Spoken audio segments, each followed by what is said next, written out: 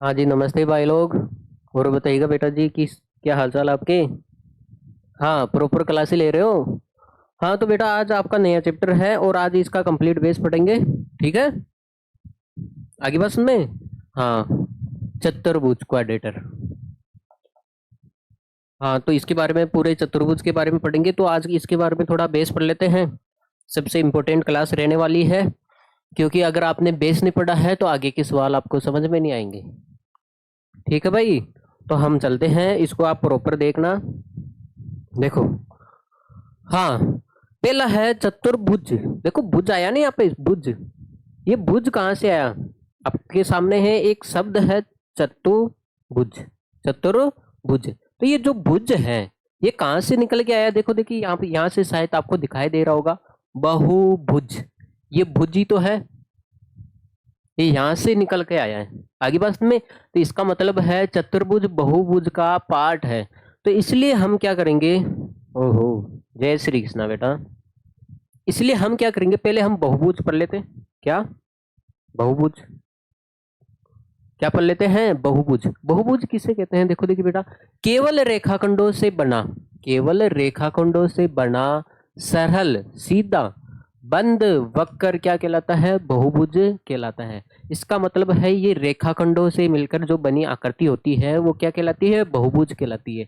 जैसे बेटा आपने देखा होगा त्रिभुज, त्रिभुज यहाँ पे आता है ना नाम। चतुर्भुज तो आपने देख लिया होगा, तो इसमें भी भुज आता है। और पंचभुज पढ़ा होगा आपने। ठीक है, आगे षष्ठभुज आएगा, सप्तमभुज आएगा। सभी में आपने देखा है भुज आ रहा है। कभी आपने देखा है क्या वर्त? वर्त देखा ना आपने, वर्त कभी देखा है क्या? वर्त भुज देखा है क्या आपने? नहीं देखा, क्योंकि ये वर्त रेखाखंडों से नहीं मिलकर बना होता है भाई। वर्त तो ऐसा होता है, क्या इसमें रेखाखंड होते हैं क्या? रेखाखंड का मतलब हो गया रेखा का एक टुकड़ा, ऐसा ये रेखाखंड होते हैं भाई। ये क्या इससे मिलकर बना होता है क्या? नहीं होता है, इसलिए इसके पीछे भुज नहीं लगता। और ये क्या होता है, त्रिभुज और चतुर्भुज रे पंचभुज, ये जितने भी भुज हैं ये क्या है बेटा? रेखाखंडों से मिलकर बने होते हैं, इसलिए ये भुज भुज कहलाते हैं, बहुभुज कहलाते हैं। देखो का मतलब है, तो आपने देखा होगा रेखाखंडों से मिलकर जो बना है और बंद होना चाहिए। कैसा होना चाहिए? बंद आकृति। अब आपके सामने ये क्या बहुभुज है? क्या एक ही रेखाखंड है, लेकिन ये बहुभुज नहीं है, क्योंकि एक बंद आकृति नहीं है। तो एक रेखाखंड से आप कोई बहुभुज नहीं बना सकते हो। देखो, क्या दो रेखाखंड से कोई बहुभुज बना सकते हो? क्या नहीं बना सकते, क्योंकि अभी तक बंद आकृति नहीं हुई है, नहीं हुई ना। हाँ, तो इसका मतलब है तीन रेखाखंडों से कम एक बहुभुज बनाने के लिए तीन रेखाखंड चाहिए। आगे बात में, क्योंकि एक बंद आकृति बनाने के लिए, एक बंद वक्र बनाने के लिए, बंद आकृति बनाने के लिए कम से कम आपको तीन भुजाएं चाहिए। तीन के चाहिए बेटा? भुजाएं, तीन रेखाखंड चाहिए, तब जाके एक बंद आकृति बनेगी। और ये देखो तीन रेखाखंडों से मिलकर बना है, इसलिए इसको क्या बोलते हैं हम? त्रिभुज। त्रिभुज। और जो चतुर्भुज होता है, मान लेते ये चार रेखाखंड से मिलकर बना है। चार रेखाखंड है, देखो, एक दो तीन चार, तो इसलिए इसको क्या बोलेंगे हम? चतुर्भुज। और आगे होगी बात में, तो आपसे पूछ ले बहुभुज किसे कहते हैं? केवल रेखाखंडों से मिलकर बंदी बंद आकृति क्या कहलाती है? बहुभुज कहलाती है। दूसरा सवाल पूछा जा सकता है, एक बहुभुज बनाने के लिए कम से कम कितनी भुजाएं की आवश्यकता पड़ेगी? कम से कम कितने रेखाखंड की आवश्यकता पड़ेगी? तो कम से कम तीन। क्या एक रेखाखंड से कोई बहुभुज बना सकते हो क्या? नहीं। दो से बना सकते हो क्या? नहीं बना सकते। तीन से बना सकते हो क्या? हाँ भाई, तीन रेखाखंड से हम एक बहुभुज बना सकते हैं। बढ़ाया ना हमने, त्रिभुज। इसलिए कम से कम आपको एक बहुभुज बनाना होता है तो तीन रेखाखंड चाहिए। आगे बस में, तो ये होता है बहुभुज। अब देखो देखिए, आगे बढ़ते हैं, छोटी छोटी चीजें जान लेते हैं। अब देखो शीर्ष, वर्टेक्स। शीर्ष क्या होता है? आपने बचपन में खूब पढ़ा होगा शीर्ष, वर्टेक्स। देखो एक बार मैं आपको, जहां पे दो रेखाखंड मिलते हैं, देखो एक रेखाखंड इधर से आ रहा है और एक रेखाखंड इधर से आ रहा है। दो रेखाखंडों के मिलान बिंदु, जो ये दोनों रेखाखंड है, जो इनका मिलान जो बिंदु है, इसको क्या बोलेंगे हम? शीर्ष बोलेंगे। और भाई मित्रों, इसको क्या बोलेंगे हम? भाई शीर्ष बोलेंगे। ठीक है, दो रेखाखंडों का जो ये मिलान बिंदु है इसको हम शीर्ष बोलेंगे। जैसे मान लेते हैं, मैं आपके सामने एक और उदाहरण देता हूं, जैसे त्रिभुज है। आप देखते हो त्रिभुज, जैसे मान लेते हैं चतुर्भुज है आपके सामने। चतुर्भुज है, त्रिभुज बना दिया मैंने, एक चतुर्भुज बना दिया। अब देखो बेटा, हाँ, यहाँ पे ये रेखाखंड आ रहा है और ये रेखाखंड आ रहा है। इन दोनों रेखाखंडों के मिलान बिंदु को क्या बोलेंगे हम? शीर्ष बोलेंगे, वर्टेक्स बोलेंगे। ये शीर्ष है, यहाँ पे भी एक रेखाखंड ये है और एक ये है। ये जहां पे मिल रहे हैं ये शीर्ष है और ये शीर्ष है। अरे तभी तो कहा जाता है त्रिभुज में 3 शीर्ष होते हैं, 3 भुजाएं होती है और कोण भी पड़ेंगे। अब देखो, देखिए ये है, ये रेखाखंड आया और ये रेखाखंड आया। ये कहाँ पे मिल रहा है भाई? ये यहाँ पे मिल रहा है, ये यहाँ पे मिल रहा है, ये यहाँ पे मिल रहा है, ये यहाँ पे मिल रहा है। इसका मतलब है किसी भी बहुभुज में जितने रेखाखंड होंगे उतने ही क्या होंगे? शीर्ष होंगे। देखो 3 रेखाखंड है इसलिए 3 शीर्ष मिले, और 4 रेखाखंड है इसलिए 4 मिले। आगे बात में तो आप देखोगे रेखाखंडों का मिलान बिंदु क्या कहलाता है? शीर्ष कहलाता है। अब देखो, देखिए एंगल, कोण, रेखाखंडों के बीच के झुकाव को मान लेते, एक रेखाखंड ये है, दूसरा रेखाखंड ये है। इन दोनों के बीच के जो झुकाव है, तो ये जो बीच का, दोनों का बीच का जो झुकाव है, इसको क्या बोलेंगे हम भाई? कोण बोलेंगे। ये क्या होता है? कोण। यार कोण को क्या, देखो देखिए ये कोण का सिंबल क्या होता है? ये होता है।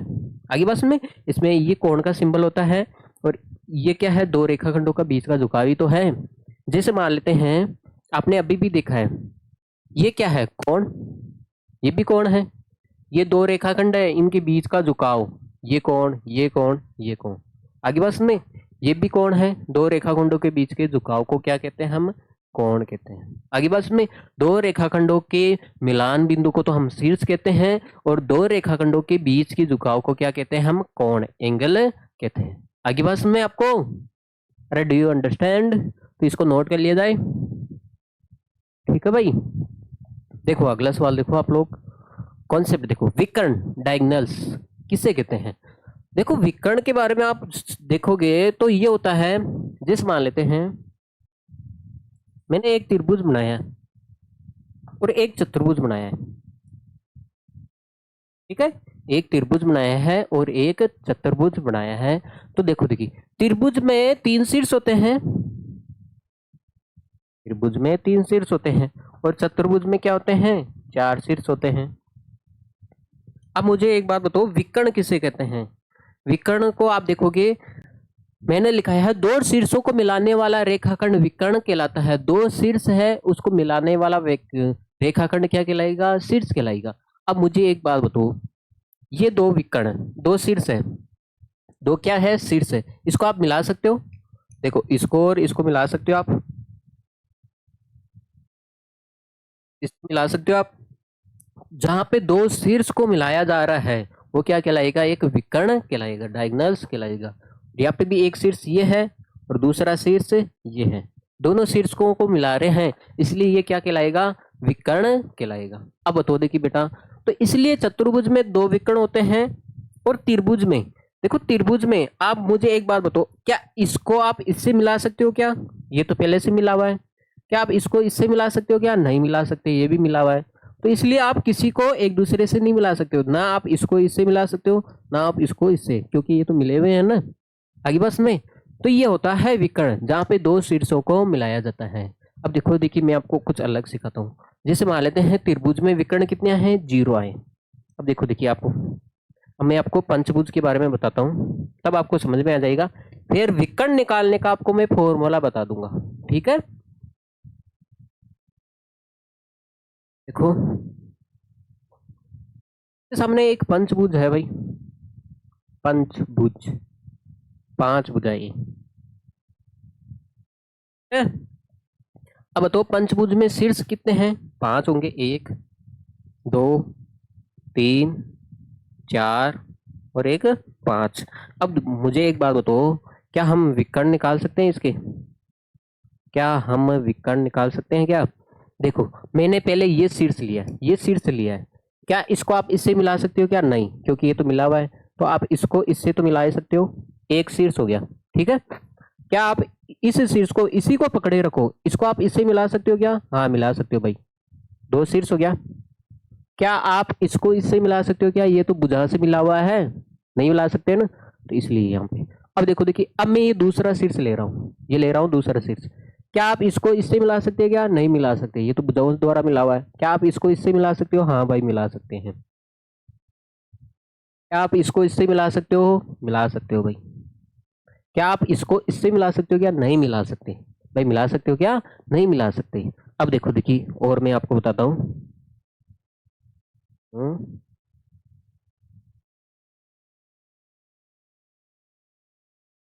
देखो देखिए, हमने ये दोनों विकल्प, दोनों शीर्ष ले लिए। अब ये शीर्ष लो भाई। क्या आप इसको इससे मिला सकते हो क्या? नहीं मिला सकते, क्योंकि ये तो भुजाओं द्वारा मिला हुआ है। क्या आप इसको इससे मिला सकते हो क्या? हाँ भाई, मिला सकते हैं। मिला सकते हो ना? क्या आप इसको इससे मिला सकते हो क्या? देखो ये तो मिला हुआ है, पहले से ही मिला हुआ है। आगे बस में आप इसको इससे मिला सकते हो क्या? नहीं मिला सकते। इसी प्रकार आप देखो इसको, इसको देखो आप लोग। क्या इसको आप इससे मिला सकते हैं? नहीं, मिला हुआ है तो। क्या इसको आप इस सिर से मिला सकते हो? मिला हुआ है भाई।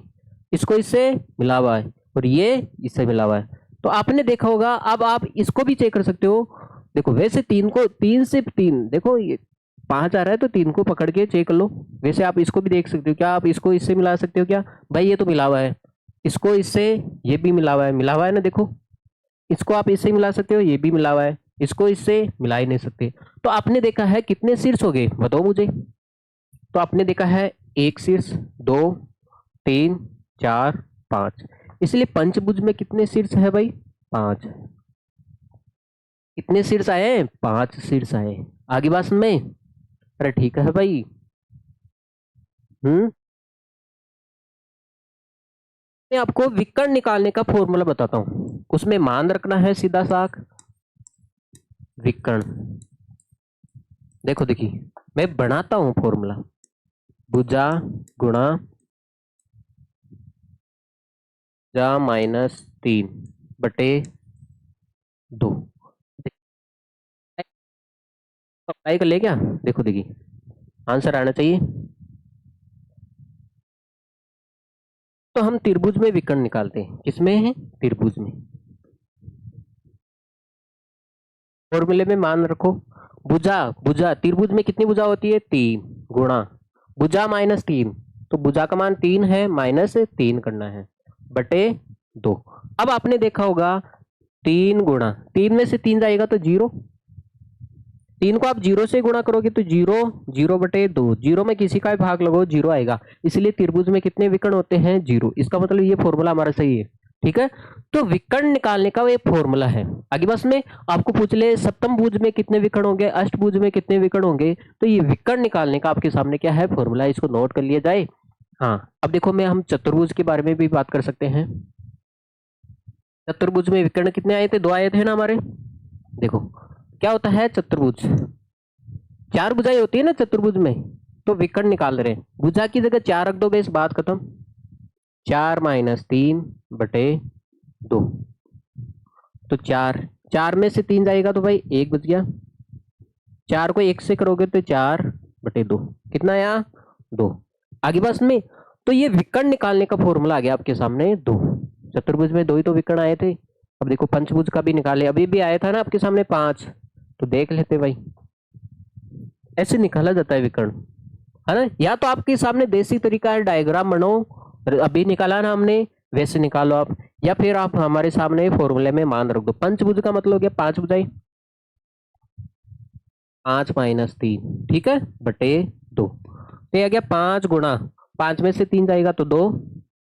देखो दो से दो कट गया, दो से दो कट गया, कितना बचा भाई? पांच। ठीक है। तो ये भाई विकर्ण निकालने का फॉर्मूला आपके सामने, विकर्ण। इसको आप नोट करोगे अच्छे से। बहुत प्यारा फॉर्मूला लिखा मैंने आपको। ठीक है। विकर्ण बराबर क्या होता है? भुजा गुणा, भुजा में से तीन घटाना है, बटे दो। आगे बात में, ये हो गया विकर्ण। भाई विकर्ण डायगोनल्स कंप्लीट हो गया आपके सामने।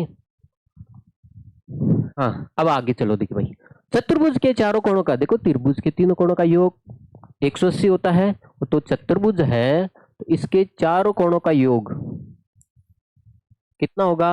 मान लेते हैं ये कोण, ये हो गया ए। अरे यार, देखो दी,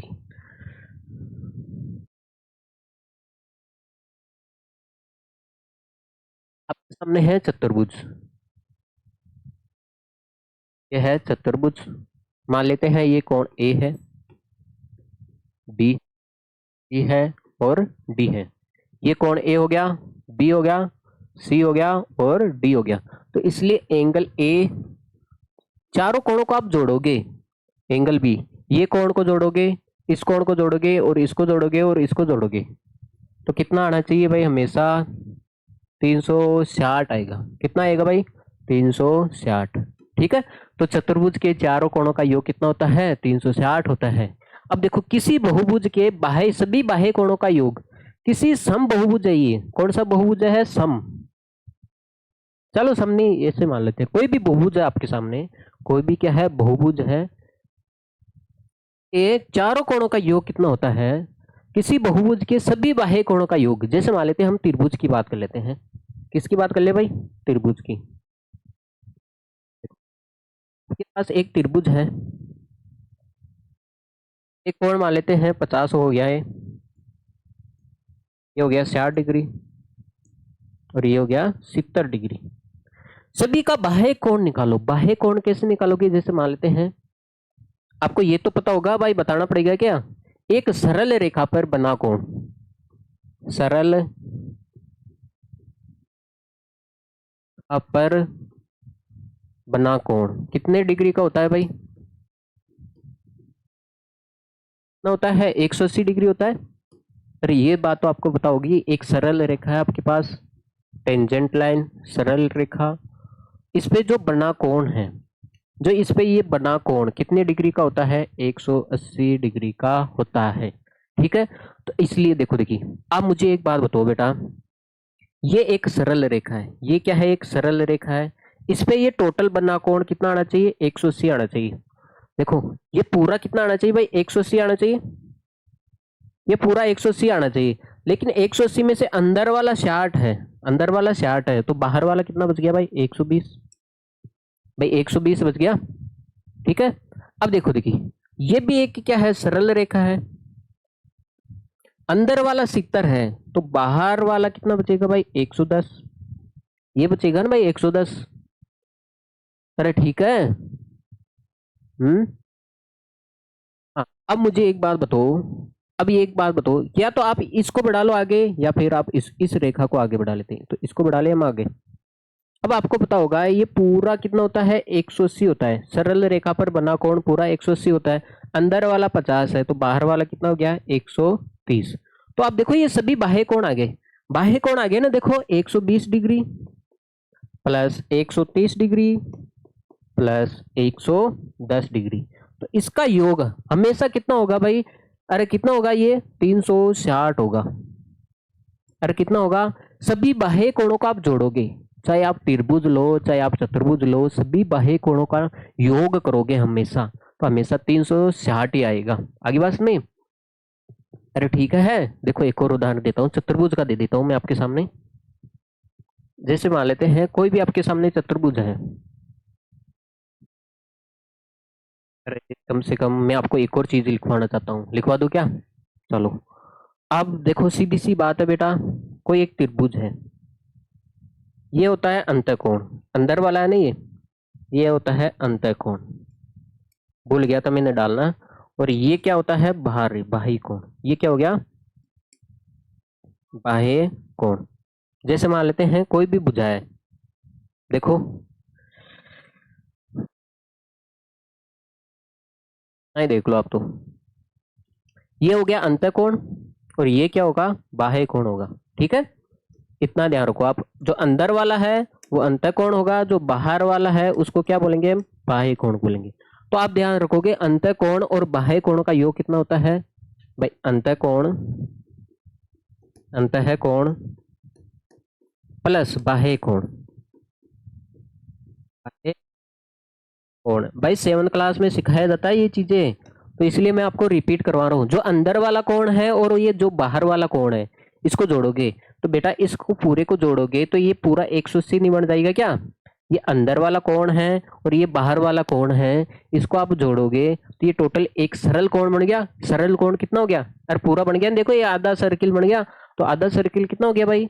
180 डिग्री। इसलिए अंतःकोण और बाह्य कोणों का योग कितना होता है? 180 होता है। ठीक है, नोट कर लिया आपने? इसको नोट कर लिया जाए। कोई बोल रहे हो सर हमें नोट करने का टाइम ही नहीं देते हो। भाई क्लास को रोक लो, हाथ तो काम करते हैं ना भाई आपके।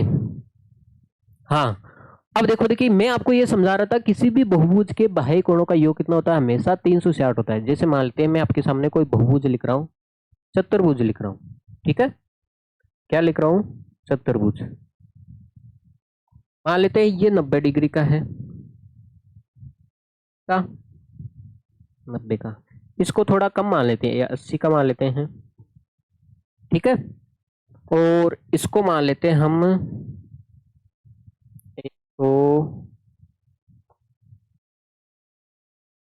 130 डिग्री का मान लेते हैं। कितना मान लेते हैं भाई, 130 डिग्री का मान लेते हैं। तो अब मुझे एक बात बताना, यहाँ पे आ गया 50, 80 हो जाएगा, यहाँ पे ये कितने डिग्री का हो जाएगा भाई, 60 डिग्री का हो जाएगा। अरे टोटल कोण कितना होना चाहिए, 360 ही होना चाहिए भाई। चतुर्भुज के चारों कोणों का योग कितना आना चाहिए भाई, 360 आना चाहिए। एक सेकंड के लिए आप रुकोगे, हाँ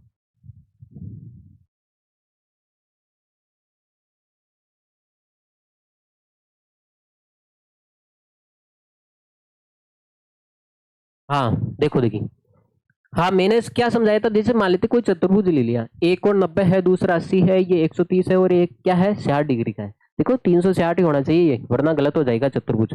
अब मुझे एक बात बताओ, इसका सभी का बाह्य कोण निकालो, आप बाह्य कोण निकालो सभी का। देखो तो इस रेखा को मैं आगे बढ़ा दूं, अंत कोण 90 है, तो बाह्य कोण भी कितना हो जाएगा, 90 हो जाएगा, क्योंकि टोटल 180 होना चाहिए। हाँ, अब इसको मैं आगे बढ़ा दूं भाई, इसको भी मैं आगे बढ़ा दूं एक, तो अंत कोण कितना है भाई, 80 है, कितना है 80 है, तो बाह्य कोण 100 होना चाहिए, जाहिर सी बात है, तभी तो 180 होगा, तभी तो क्या होगा भाई 180 होगा।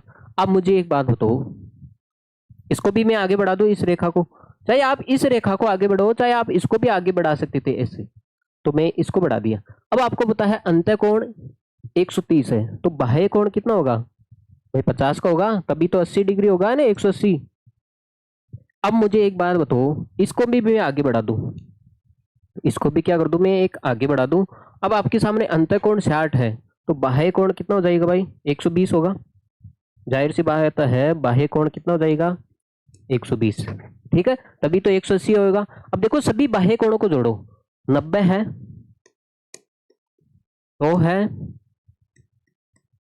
50 है, प्लस 120 है, तो आप जोड़ोगे सभी को तो कितना आ रहा है, 360 ही आएगा, ठीक है। देखो ये कितना हो गया 190, ये 50 कितना हो गया 240, 20 जोड़ लो, 260 और 100 360, आगे बस में। तो टोटल आप यही देखो, हमेशा चाहे पंचभुज हो, चाहे षष्ठभुज हो, चाहे कितने भी बहुभुज हो, कितना भी बड़ा बहुभुज हो, चाहे 10 है ना अष्टमभुज हो, चाहे कुछ भी हो, अगर आप सभी का बाह्य कोण निकालोगे, सभी का बाह्य कोण का आप योग करोगे, हमेशा कितना आएगा बेटा, 360 ही आएगा। तो मैंने लिखा है किसी बहुभुज के सभी बाह्य कोणों का योग कितना होता है, हमेशा फिक्स होता है, 360 होता है, ठीक है। जब सवाल करेंगे तब आपको समझ में आ जाएगा। आगे बढ़े भाई, इतना समझा दिया यार, इसके अलावा क्या चाहते हो।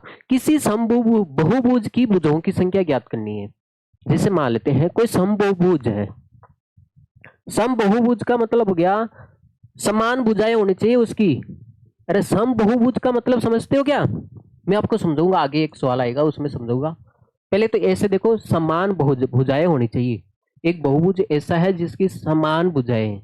अब आपको पता है एक समबाहु त्रिभुज आता है, समबाहु त्रिभुज, इसकी भुजाएं बराबर होती है तीनों, और प्रत्येक कोण कितने का होता है, 60 डिग्री का होता है,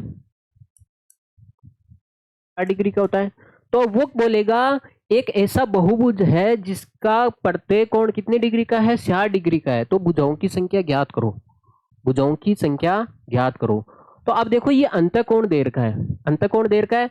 अब यहाँ पे क्या निकालना पड़ेगा आपको, बाह्य कोण निकालना पड़ेगा। देखो अंतःकोण दे रखा है, तो यहाँ पे आपको बाह्य कोण निकालना पड़ेगा।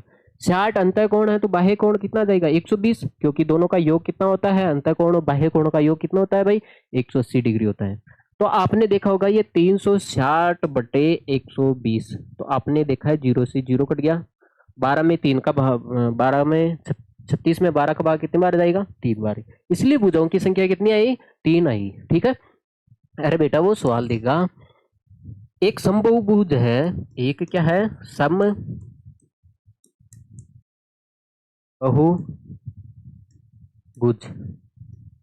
जिसका आएगी भाई,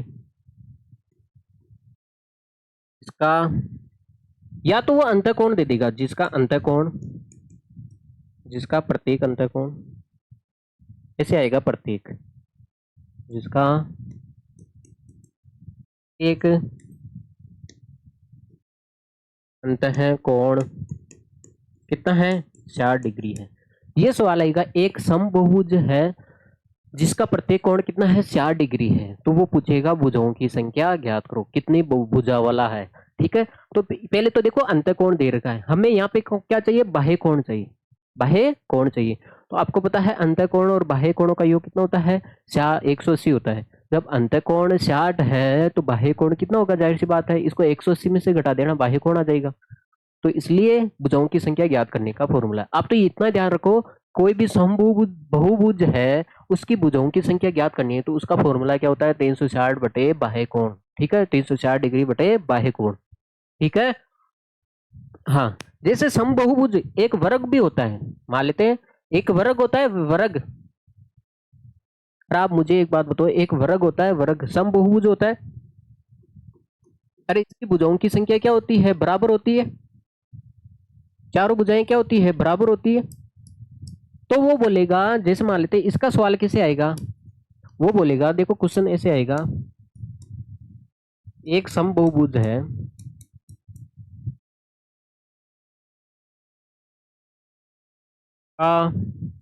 एक समभुज का बाह्य कोण, चलो अंतःकोण ही दे देते हैं, या तो वो बाह्य कोण दे देगा ना, तो आपको बाह्य कोण निकालने की जरूरत नहीं है, सीधा मान रखना है। तो मैं तो अंतःकोण दे रहा हूं आपको, अंतःकोण कितना है, 90 डिग्री है हो तो भुजाओं की संख्या ज्ञात करो, भुजाओं की संख्या ज्ञात करो। देखो अब आपको पता है एक बहुभुज है, एक समबहुभुज है जिसका अंतःकोण दे रखा है 90 डिग्री है, इसका मतलब है अंदर वाला कोण 90 डिग्री दे रखा है।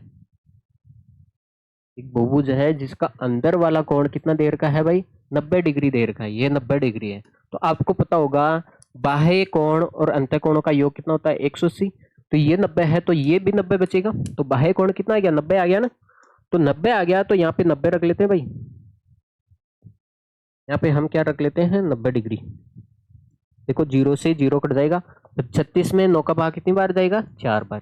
तभी तो देखो भुजाओं की संख्या कितनी आई, 4 आई। ठीक है, अरे वो एक अंतःकोण दे देगा और भुजाओं की संख्या पूछ लेगा, ये है इसका मतलब। समझ में आ गया होगा, नहीं भी आया तो चिंता करने की कोई बात नहीं है। ठीक है, जब सवाल करेंगे तब आपको अच्छे से समझ में आ जाएगा। ओहो, उत्तल बहुभुज, उत्तल का मतलब हो गया, क्या हो गया आपके सामने, उभरा हुआ। अरे उत्तल दर्पण अवतल दर्पण पढ़ा होगा, पढ़ोगे आप। देखो उत्तल बहुभुज का मतलब हो गया उभरा हुआ बहुभुज। और आप ऐसे भी देख सकते हो, यदि एक बहुभुज का प्रत्येक कोण, यदि एक बहुभुज का प्रत्येक कोण कितना हो, यदि एक बहुभुज का प्रत्येक कोण 180 डिग्री से कम हो, मतलब सारे के सारे, एक आपके सामने एक ऐसा बहुभुज है जिसमें सारे के सारे क्या है, हाँ, सारे के सारे कोण क्या है, 180 डिग्री से कम है। जैसे मान लेते हैं ये त्रिभुज है, त्रिभुज में जितने भी ये तीनों कोण होंगे ये सारे के सारे क्या होंगे, 180 डिग्री से कम होंगे, इसलिए उत्तल है। जैसे मान लेते हैं एक चतुर्भुज है, इसमें सारे के सारे कोण 180 डिग्री से कम होंगे ना भाई, होंगे, इसलिए ये भी क्या है, उत्तल बहुभुज है। जैसे मान लेते हैं आप षष्ठभुज ले लो चाहे आप पंचभुज ले लो, ये जो सारे के सारे हैं, जैसे मान लेते हैं आपके सामने पंचभुज है, तो इसका प्रत्येक कोण ये भी आपको लग रहा है 180 डिग्री से कम है, 180 से कम है, ये भी कम है और ये भी कम है और ये भी कम है, इसलिए ये क्या है, उत्तल बहुभुज है। कैसा उत्तल है, उत्तल बहुभुज है, उभरा हुआ। देखो ये बाढ़ से ऐसा लग रहा है इसमें हवा भर दी है, तभी तो उभरा हुआ है। अब देखो, देखिए अवतल, यदि एक ऐसा बहुभुज जिसमें कम से कम एक कोण 180 डिग्री से ज्यादा हो, अरे कम से कम एक कोण 180 डिग्री से ज्यादा होना चाहिए, दो भी हो सकते हैं, तीन भी हो सकते हैं। एक ऐसा बहुभुज जिसमें कम से कम एक कोण अगर आपको 180 डिग्री से ज्यादा मिल गया हो तो वो कैसा होगा? अवतल। अवतल का मतलब क्या है? धंसा हुआ। जैसे मान लेते हैं आपके सामने कोई बहुभुज है,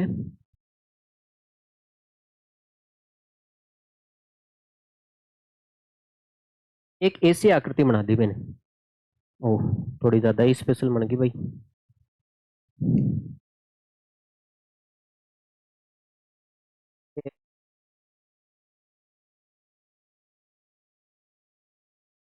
देखो, आपको पता है ये 180 डिग्री से कम है। 180 डिग्री क्या होता है बेटा? बिल्कुल सरल कोण होता है। ठीक है, ये भी 180 डिग्री से कम है, ये भी कम है, लेकिन ये भी कम है। अब देखो ये 180 डिग्री से ज्यादा हो गया। आपको पता है 180 डिग्री तो यहाँ तक ही होता है।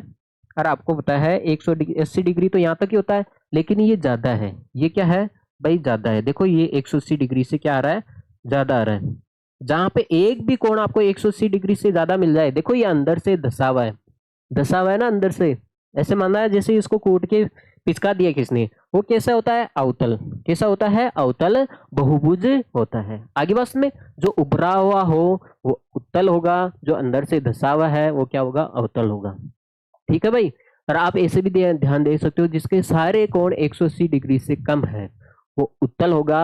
अगर उसका एक भी कोण 180 डिग्री से ज्यादा चला गया वो क्या होगा? अवतल होगा। ठीक है भाई, नोट करोगे? चलो भाई कर लो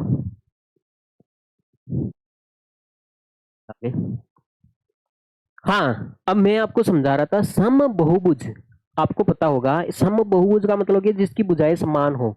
आपने देखा होगा समबाहु त्रिभुज है, एक तो समबाहु त्रिभुज है, समबाहु त्रिभुज। एक आपने देखा है वर्ग। क्या देखा है? वर्ग। इसको दोनों को देखो, ये दोनों क्या है? समबाहु। समबाहु का मतलब हो गया जिसकी तीनों भुजाएं क्या है? बराबर हो। जिसकी तीनों भुजाएं बराबर हो और प्रत्येक अंतःकोण कितने डिग्री का होता है? भाई भुजाएं बराबर है तो कोण भी बराबर होंगे। भुजाएं बराबर है तो कोण भी क्या होंगे? बराबर होंगे। जाहिर सी बात है। अब देखो वर्ग। वर्ग क्या होता है? चारों भुजाएं बराबर हो। देखो वर्ग और ये सब कुछ समझाऊंगा। इसका भी प्रत्येक कोण 90 डिग्री का होगा। अरे चारों भुजाएं बराबर है तो चारों कोण भी क्या होंगे? बराबर होंगे। ठीक है। हाँ, ये क्या है? एक समबाहुभुज है। अब आपने देखा है पहली कंडीशन, समबाहुभुज की पहचानने, देखो ये समबाहुभुज है या नहीं है इसको पहचानने की पहली कंडीशन सभी अंतःकोण बराबर होना चाहिए। देखो अंदर वाले सारे के सारे कोण बराबर हैं। देखो इसके सारे के सारे कोण क्या है? बराबर है, इसलिए यह क्या है? एक समबाहुभुज है। दूसरा, सभी भुजाएं भुजाओं की लंबाई बराबर होनी चाहिए। आपको पता है ये समबाहु त्रिभुज है, मतलब समान बाहु का मतलब हो गया भुजाएं। जिसकी भुजाएं बराबर हो, अगर ये 5 सेमी है तो भाई ये भी 5 सेमी आएंगी और ये भी कितनी आएगी? 5 सेमी आएगी। मान लेते हैं ये 6 सेमी है। अरे वर्ग किसे कहते हैं? जिसकी चारों भुजाएं क्या हो? बराबर हो। ये भी 6 सेमी आएगी और ये भी क्या आएगी? 6 सेमी आएगी। ठीक है। हाँ, जरूरी नहीं है 5 5 हो, 10 10 भी हो सकती है। ठीक है, इसकी तीनों भुजाएं क्या है? बराबर है। इसको आप ऐसे भी लिख सकते हो, वहां पे 5 नहीं लिख सकते आप एग्जाम में। ठीक है, तो आप एक काम कर सकते हो, वो बोल देगा जैसे 90 डिग्री कोण होता है तो वर्ग की चारों भुजाएं 6 6 सेमी होती है। अरे बहुत ज्यादा समझदार लोग हो गए आजकल। भाई पूछ लिया आपको। हाँ, समबाहु त्रिभुज का प्रत्येक कोण 60 डिग्री का होता है, उसका 90 होता है। कोई बोल दे यहाँ पे 5 सेमी होती है इसकी भुजा। भाई ये भी अगर एक्स है तो ये भी एक्स होगी, ये भी एक्स होगी। अगर ये वाई है, ये भी वाई होगी, ये भी वाई होगी और ये भी क्या होगी? वाई होगी। ठीक है, देखो आप इसकी भुजाओं की लंबाई क्या होनी चाहिए? बराबर होनी चाहिए। अब देखो सभी बाह्य कोण क्या हो? बराबर हो। बाह्य कोण देखो बेटा, इसका बाह्य कोण निकालोगे आप, अंदर अंदर वाला कोण 60 है तो बाह्य कोण कैसे निकालते हो? 180 में से घटा लो तो बाह्य कोण आ गया आपके सामने 120। 120 डिग्री आएगा। आप देखो इसका भी बाह्य कोण निकाल सकते हो। अंदर वाला 60 है तो बाहर वाला कितना आएगा भाई? 120। इसका भी आप बाह्य कोण निकाल सकते हो। अंदर वाला 60 है तो बाहर वाला कितना आएगा भाई? 120 डिग्री। तो आपने देखा है सभी बाह्य कोण बराबर आ रहे हैं। सभी बाह्य कोण क्या आ रहे हैं? बराबर आ रहे हैं। इसका भी आप बाह्य कोण निकाल सकते हो। निकाल सकते हो आप बाह्य कोण। देखो अंदर वाला 90 है तो बाहर वाला भी क्या आएगा? 90। क्योंकि दोनों का योग कितना होना चाहिए, 180 होना चाहिए।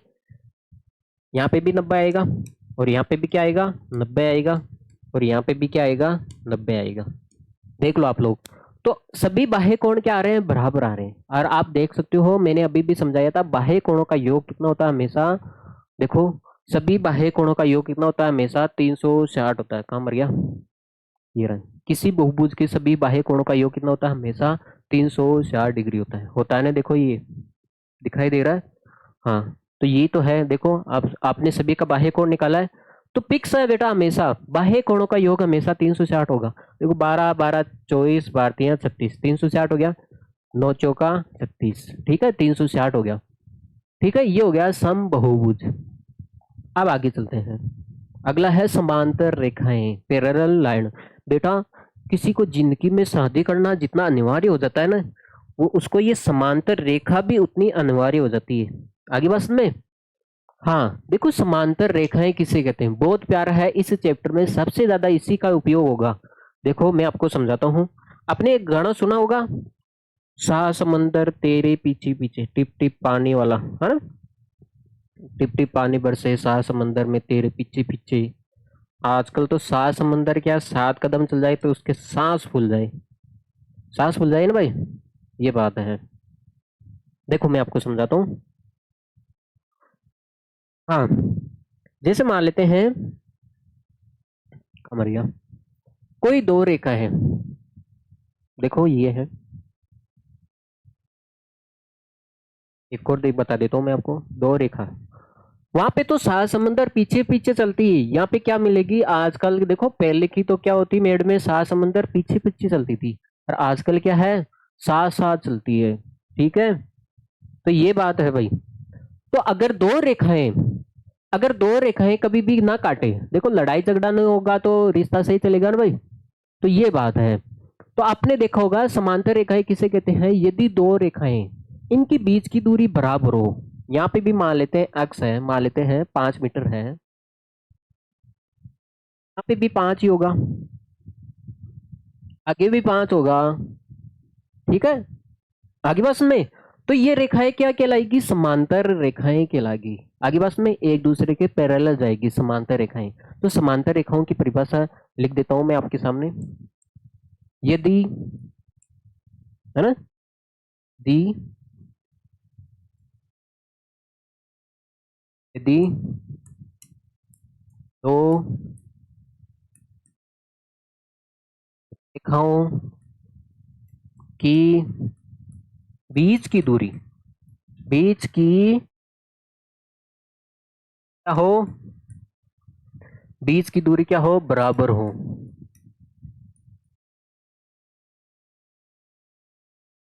तो वह रेखाएं क्या कहलाएगी, समांतर कहलाएगी। यदि दो रेखाओं की बीच की दूरी क्या हो बेटा, बराबर हो, तो वह रेखाएं समांतर रेखाएं कहलाएगी। मान लेते हैं कोई दो रेखाएं, इनकी बीच की दूरी बराबर नहीं है। जैसे मान लेते हैं एक रेखा तो सीधी चल रही है, हाँ दूसरी रेखा क्या कर रही है, यहां से चली ऐसी जा रही है। ठीक है, तो आपने देखा होगा इनके बीच में लड़ाई झगड़ा हो जाएगा ना भाई। हाँ, तो आपने देखा है यहाँ पे तो दूरी ज्यादा थी, यहाँ पे तो दूरी ज्यादा थी, अब दूरी कम हो गई, फिर कम हो गई, ये फिर कम हो गई, ये फिर कम हो गई, ये कम हो गई।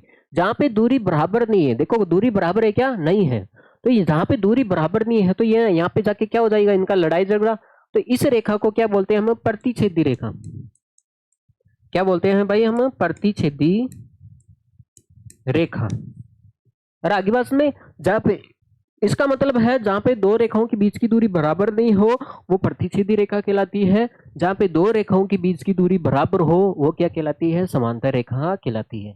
तो अब मैं आपको एक समांतर रेखा का देसी उदाहरण देता हूँ।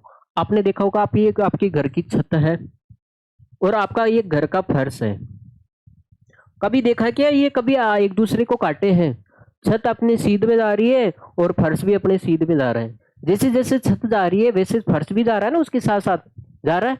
तो आप बताओ मुझे, कभी आपने देखा है क्या ये कभी एक दूसरे को काटे हैं, कभी देखा है क्या? आपने देखा होगा सीढ़ियों के नीचे एक एक इस टाइप में कुछ भकारी टाइप में होती है ना, गिलेरी टाइप में होती है। हाँ, तो आपने देखा होगा, तो ये समांतर रेखाएं नहीं है, ये प्रतिच्छेदी रेखाएं। अरे कभी देखा है कि ये छत है और आपका ये फर्श है, ये फर्श ऊपर चढ़ के काट दिया हो छत को, छत और फर्श मिल गया हो, नहीं देखा ना। तो इसलिए एक साधारण सी उदाहरण है समांतर रेखा का। मान लेते हैं ये तो आपकी छत है और ये क्या हो गया, फर्श। एक दूसरे को क्यों नहीं काटते, आपने कभी लॉजिक सोचा है क्या? अब देखो इनके बीच में मैं एक दीवार खींच देता हूँ ताकि लड़ाई ना हो। देखो इनके बीच में मैंने एक दीवार खींच दी, दीवार है, पता है। अरे जैसे मान लेते हैं दो कमरे आपके सामने, दो कमरे हैं भाई आपके सामने, क्या है, दो कमरे हैं आपके सामने, कमरों के बीच में दीवार होती है भाई, होती है, कॉमन सेंस की बात है, कमरों के बीच में क्या होती है, दीवार होती है। हाँ तो आपने देखा होगा ये हमेशा यहाँ पे एक कोणा बनता है, क्या बनता है, कोणा, कोणा का मतलब 90 डिग्री बनेगा, और यहाँ पे भी एक 90 डिग्री बनेगा। आपने देखा होगा जब मजदूरी, जब कारीगर होता है ना, हाँ वो भी बेचारे पढ़े लिखे हैं, उनको भी पता है समांतर रेखाएं कैसे खींचनी होती है। तो आपने देखा होगा उनके पास एक हथियार होता है, एक स्केल होती है, एक स्केल होती है ऐसी, ताकि देख लेना। वो ये इसका उपयोग खींचा जाता है एक सीधी रेखा खींचने के लिए।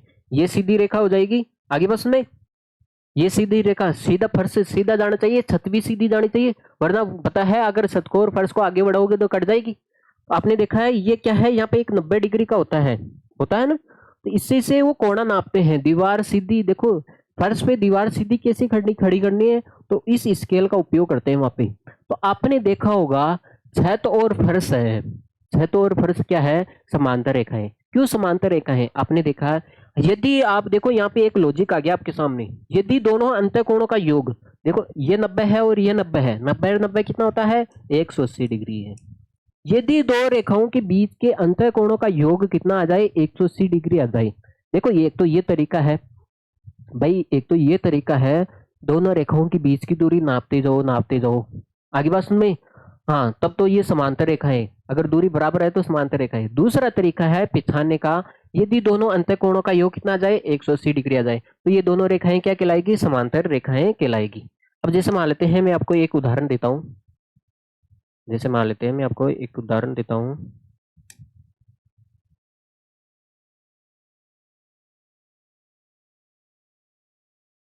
देखो मान लेते हैं एक रेखा तो 90 पे जा रही है, ठीक है, ओ से जा रही है, तो दूसरी भी ऐसी जानी चाहिए, दूसरी भी कैसी ऐसी जानी चाहिए। अब देखो आप लोग, हाँ अब देखो पता करना है ये समांतर रेखा है या नहीं है, पता करना है ये समांतर रेखा है या नहीं है। तो इसमें आप एक कोई रेखा खींच दो, खड़ी है टेढ़ी कैसी भी, ऐसे खींच दो चाहे कैसे भी, ऐसे खींच दो, मुंह उठा के खींच दो, आता है ना मुंह उठा के। मान लेते हैं ये मान लेते हैं 80 डिग्री है, कितना है, 80 है। तो ये मान लेते हैं 100 है, ये कितना है भाई, 100 डिग्री है। अगर ये 80 डिग्री आ रहा है और ये 100 डिग्री आ रहा है, यदि इन दोनों कोणों का योग 180 हो रहा है, हो रहा है ना, तो ये दोनों रेखाएं समांतर है, ये दोनों रेखाएं क्या है बेटा, समांतर है। इसका मतलब ये मान लेते हैं ए बी रेखा है, और ये कौन सी रेखा है, सी डी रेखा है।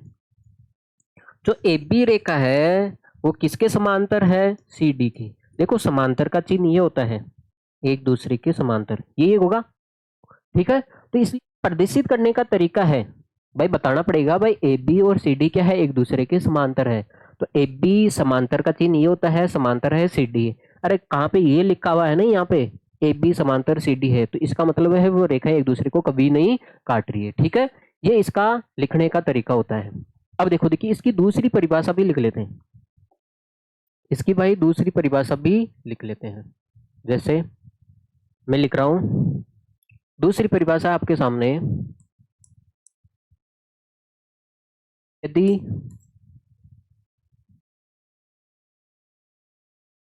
दोनों रेखाओं के अंतःकोणों का योग, शॉर्टकट लिख रहा हूं भाई, अंतःकोणों का योग 180 डिग्री हो, तो वे रेखाएं क्या कहलाएगी, समांतर कहलाएगी बेटा। यदि दो कोण अंतःकोण मान लेते हैं ये 80 है और मैं ये मान लेते हैं ये भी 80 आ गया, ठीक है, तो 80 और 80 क्या हो जाएगा, 60 हो जाएगा। हाँ, तो 60 हो जाएगा ना भाई। तो 160 हो रहा है योग, तो वो समांतर नहीं होगा। अगर दोनों अंतःकोणों का योग 180 हो रहा है तो वो समांतर कहलाएगी। या दूसरी बात है, दो रेखाओं के बीच की दूरी यदि बराबर है तो वो रेखाएं समांतर रेखाएं कहलाती है। ठीक है भाई, ये तो शायद मुझे लग रहा है 1 घंटे से बराबर जाएगी क्लास। ठीक है, तो आप सीख रहे हो, आप ये समय देखो, आप कितना टाइम हो गया वो हो गया, इसको आप नोट कर लो भाई, वेरी इंपॉर्टेंट है। चले भाई आगे देखो, जब आपने समांतर रेखाएं पढ़ ली तो अब आपको देखो सारा वर्ग का काला चिट्टा है जो आपको समझ में आएगा। पहले आप इसको नोट कर लीजिए, नोट करने का मतलब है समझा रखा है, स्क्रीनशॉट ले लीजिए। वर्ग है बेटा, वर्ग का पूरा फैमिली मेंबर देखो यहाँ पे, पूरी जानकारी मैंने यहाँ पे लिख दी एक साथ, कहीं पे भी आपको कुछ छूटेगा नहीं इसमें। वर्ग बचपन में आपने खूब पढ़ा होगा, वर्ग किसे कहते हैं, तो मैं अब आपको अच्छे से समझा देता हूँ। वर्ग, वर्ग की भुजाओं की, अगर आपसे पूछे वर्ग किसे कहते हैं, पहला देखो, पहला कॉन्सेप्ट है कि चारों भुजाएं बराबर होती है। अच्छा ये तो आयत बन गया मेरे से तो भाई,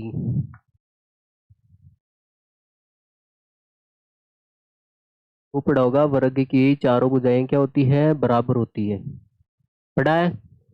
वर्ग की भुजाओं की सभी भुजाएं बराबर लंबाई की होती है, ये मान लेते हैं 5 सेमी है तो ये भी 5 सेमी, ये भी 5 सेमी, ये भी 5 सेमी, ये हो गया मान लेते हैं ए। एक वर्ग है ए बी सी और डी, इसकी चारों भुजाओं की लंबाई क्या होगी, बराबर होगी। अरे जितना ए बी होगा उतना ही क्या होगा बी सी, उतना ही क्या होगा भाई सी डी, और उतना ही क्या होगा डी ए। अरे चारों भुजाएं की लंबाई क्या होगी, बराबर होगी। ठीक है, अब इसने बोला है सम्मुख भुजाएं बराबर लंबाई की होती है, देखो आमने सामने की भुजाएं भी क्या होगी, बराबर होगी। अरे सम्मुख भुजाएं, इसका मतलब है जो ए बी है अरे वो सी डी के बराबर होगा, और जो ए डी है वो बी सी के बराबर होगा। और दूसरी बात भी, आप ऐसे भी बोल सकते हो भाई, ऐसे बोल सकते हो भाई चारों भुजाएं क्या होती है, बराबर होती है। आप ऐसे नहीं बोल सकते, मान लेते हैं ये 5 सेमी है, ये भी 5 है, ये भी 5 है, और ये भी कितनी है, 5 सेमी। ठीक है, ये भी मान लेते हैं 5 सेमी है। देखो आप, पहली बात है चारों भुजाएं बराबर होती है, लिख दिया। समूह भुजाएं बराबर होती है, क्या समूह आमने सामने की भुजाएं बराबर नहीं होती क्या, क्या ये 5 5 के बराबर नहीं है क्या, ये 4 4 5 5 के बराबर नहीं है क्या। ठीक है, तो समूह भुजाएं भी क्या होती है, बराबर होती है।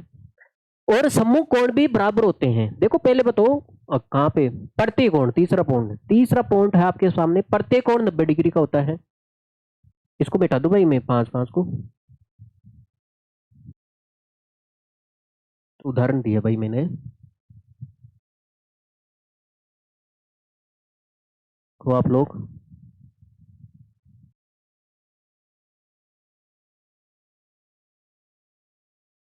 हाँ, अब आप लोग देखो, देखिए इधर बोला है प्रत्यय कोण कितने डिग्री का होता है, 90 डिग्री का।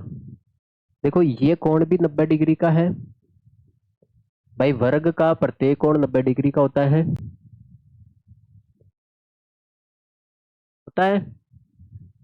प्रत्यय कोण 90 डिग्री का होता है। तीसरा पॉइंट हो गया क्लियर। हाँ, ये और ये भी क्लियर हो गया। सम्मुख को भुजाएं क्या है, सम्मुख भुजाएं समांतर होती है। पहले देखो आप, ये देखो सम्मुख कोण बराबर होते हैं, पहले ये देखो भाई, सम्मुख कोण बराबर होते हैं भाई। आम सम्मुख कोण का मतलब हो गया आमने सामने के कोण। देखो ये 90 और ये 90 बराबर है, तो इसका मतलब सम्मुख कोण बराबर है। तो जो एंगल बी है वो किसके बराबर है, एंगल डी के, और जो एंगल ए है वो किसके बराबर है, एंगल सी के। अरे सम्मुख कोण बराबर है, आमने सामने के कोण क्या होते हैं, बराबर होते हैं। ठीक है, अब देखो इसने बोला है सम्मुख भुजाएं समांतर होती है, ये सबसे इंपॉर्टेंट सवाल है भाई, सम्मुख भुजाएं क्या होती है, समांतर होती है। देखो अभी भी पढ़ाया मैंने, आप देखो, आप मुझे एक बात बताना, हमारे सामने एक भुजा है ए बी, ए बी, दूसरी भुजा क्या है, सी डी, डी और सी, और ये हो गया ए डी। आपने देखा है ये समांतर रेखाएं है क्या, ये समांतर रेखाएं है क्या, ये समूह भुजाएं है ना आमने सामने। देखो कुछ ज्यादा ही बाहर आ गया भाई, इसको हो गया भाई सी, सी हो गया ये। हाँ, सम्मुख भुजाएं समांतर होती है बेटा, ये एक दूसरे के समांतर होती हैं, क्योंकि देखो ये भी 90 होता है और ये 90 होता है, 90 डिग्री होता है। इन दोनों कोणों का योग कितना आ रहा है? 180 डिग्री आ रहा है ना। तो इसलिए ए बी, ए बी किसके समांतर है भाई? सी डी के, है ना भाई। ए बी किसके समांतर है? सी डी के। अब आप ए से भी देख सकते हो, जो जो है ये है ए डी। अब ये बताओ मुझे,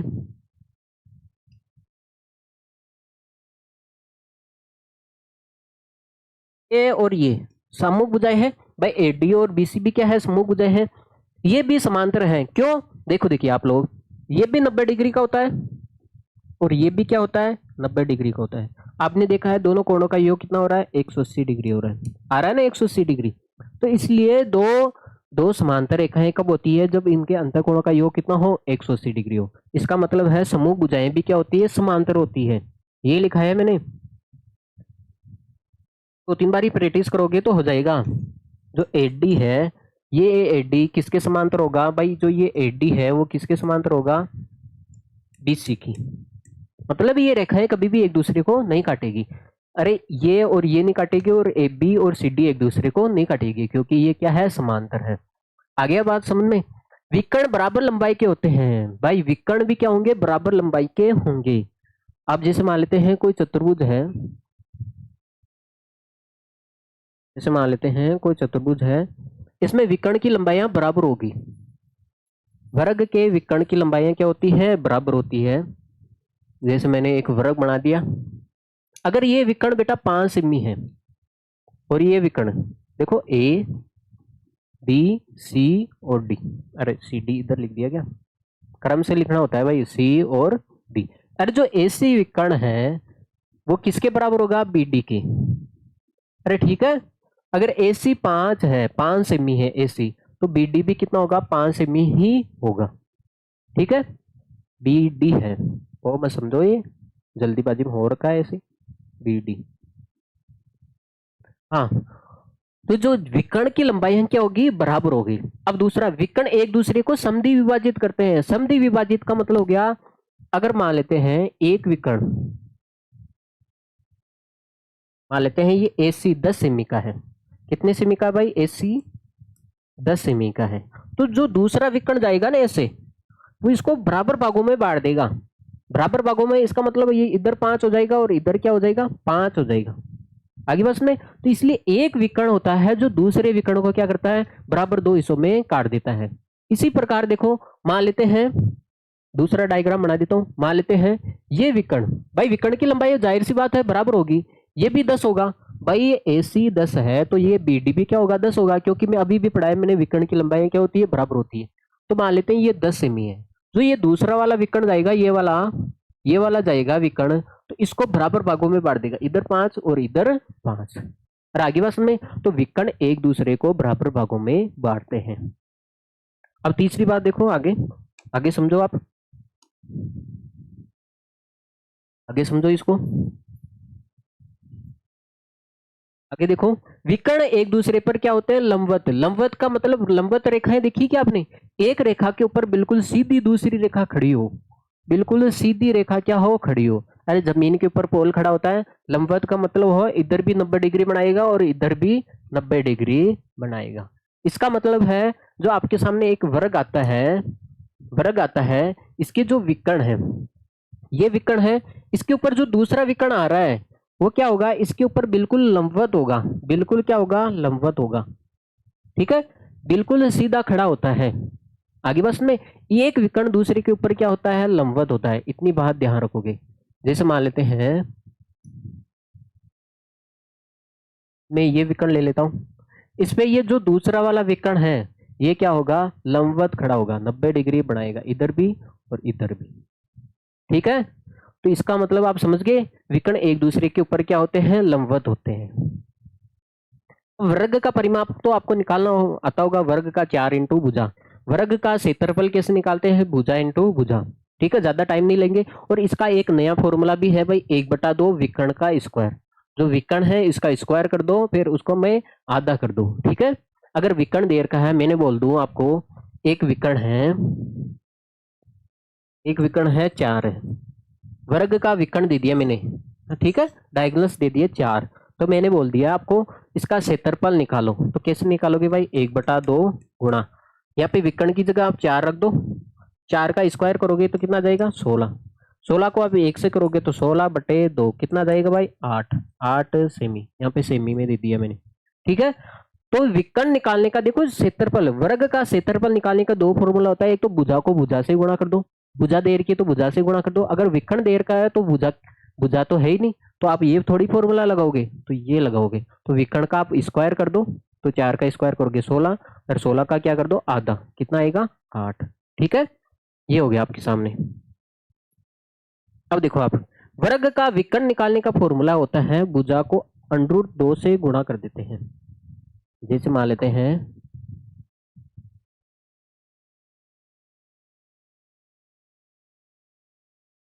आपके सामने एक वर्ग बना दिया मैंने,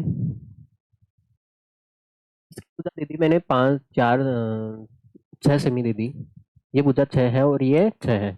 तो आप बताओ मुझे एक वर्ग का विकर्ण निकालना है, भुजा देर की जाहिर सी बात है, ये 6 है तो ये भी 6 है, ये भी 6 है तो वो भी 6 है, सारी भुजा बराबर होगी। उसने बोल दिया एक वर्ग की भुजा 6 सेमी है, तो आपको विकर्ण निकालना है। क्या निकालना है बेटा, विकर्ण। तो आपने देखा होगा ये एक समकोण त्रिभुज बन गया। अब इसको देखो, मैं गौर करके जो दिखा रहा हूं इसको देखो आप, ये एक क्या है समकोण त्रिभुज है, समकोण त्रिभुज हो गया देखो ए बी सी। तो ये विकर्ण क्या है, ए सी है, ए सी का मतलब ये कर्णी तो हुआ भाई, विकर्ण क्या होता है, कर्णी तो है ये कर्ण है। पाइथागोरस प्रमेय समझी पढ़ी क्या आपने, ये हो गया लंब, ये हो गया आधार। पाइथागोरस प्रमेय होती है, पाइथागोरस प्रमेय किसमें लगती है, समकोण त्रिभुज में। किसमें लगती है, समकोण त्रिभुज में। मैं लिख देता हूं यहाँ पे समकोण त्रिभुज। देखो क्यों ये समकोण क्यों नहीं है, नहीं है भाई, 90 डिग्री बन रहा है यहाँ पे, तो ये समकोण त्रिभुज हो गया एबीसी। अरे ए बी सी समकोण त्रिभुज हो गया, इसलिए पाइथागोरस प्रमेय लगेगी, कर्ण का स्क्वायर आधार का स्क्वायर प्लस लंब का स्क्वायर। कर्ण कितना है, कर्ण तो आपको निकालना है, आधार कितना है भाई 6 का स्क्वायर और प्लस 6 का स्क्वायर। आप मुझे एक बात बताओ, कर्ण स्क्वायर, तो 6 का स्क्वायर कितना हो गया 36 प्लस 36, आगे देखो कर्ण स्क्वायर बराबर 36 को देखो 36 कितनी बार है, 36 को आप 36 से जोड़ोगे तो बेहतर आ जाएगा, तो आप ऐसे भी लिख सकते हो ना 36 गुणा 2, अरे 36 2 बार है, अगर 36 प्लस 36 प्लस 36 3 बार ही होता तो आप 36 गुणा 3 कर सकते थे। स्क्वायर को हटाओगे तो क्या लगेगा भाई, अंडरूट लगेगा, क्या लगेगा अंडरूट। तो ये कर्ण आ गया। आपको पता है 36 किसका स्क्वायर होता है भाई, 6 का होता है, अंदर कितना बच गया 2, क्योंकि 2 किसी का स्क्वायर नहीं होता है भाई, 36 किसका स्क्वायर रूट होता है, किसका वर्गमूल होता है, 6 का ही तो होता है। तो इसका मान कर्ण कितना है, देखो के क्या है, कर्णी तो है, और कर्णी क्या है, विकर्णी तो है, अरे ये विकर्णी तो है, कर्णी तो क्या बोलोगे आप, विकर्ण। देखो शब्द आता है ना विकर्ण, अरे कर्णी तो क्या है, विकर्णी तो है, दोनों एक ही तो बात है भाई। तो ये है। अब देखो देखिए आप फॉर्मूले से कैसे निकालते थे, देखो भुजा का मान कितना देर का आपके सामने 6 देर का है, गुणा √2, तो देख लो ये आंसर आया सीधा सीखा है। या तो बेटा आप पाइथागोरस प्रमेय लगा लो, विकर्ण वो आपको भुजा दे रखी है, विकर्ण पूछ रहा है, तो या तो आप पाइथागोरस प्रमेय लगा लो, या फिर हमारे पास ये प्यारा सा ही फॉर्मूला है, वर्ग का विकर्ण निकालने का है, भुजा को √2 से गुणा कर दो, ठीक है। आगे बात में, अब देखो अगला सवाल,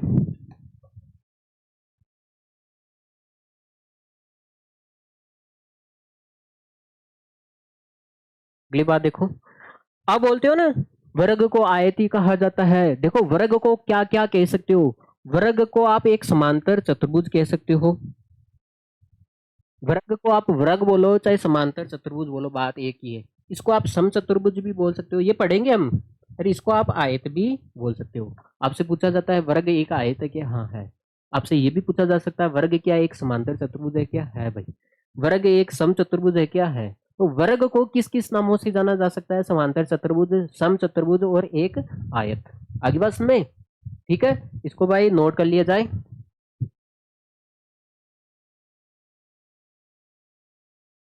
हाँ बेटा जी उतार लिया आप लोगों ने।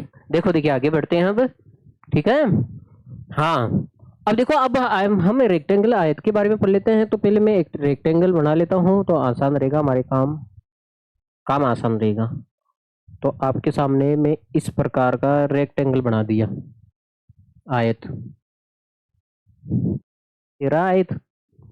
नहीं दिखाई दे रहा तो मैं दिखा दूंगा आपको, क्यों चिंता कर रहे हो मित्रों और सज्जनों। ये हो गया आपके सामने आयत।